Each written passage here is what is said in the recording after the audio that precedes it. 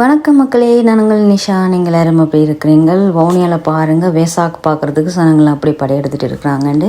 வவுனியா பன்சாலையில் நேற்று வெசாக் கொண்டாடி இருந்தாங்க. அதில் நிறைய பேர் கலந்து கொண்டு இருந்தாங்க. நிறைய ப்ரோக்ராம்ஸ் எல்லாம் நடந்துச்சு. சின்ன சின்ன பிள்ளைகள் நிறைய பேர் கூட சொன்ன நெரிசல் தாங்கவே முடியலை, அப்படி அட்டகாசமாக இருந்துச்சு. ஆனால் இந்த முறை வெசாக் கூடு கட்டினது குறைவாக தான் இருந்துச்சு. ஆனாலும் ஓகே, வடிவாக கட்டியிருந்தாங்க. சில கட்டியிருந்ததுகள் நல்ல வித்தியாசமாக கட்டியிருந்தாங்க.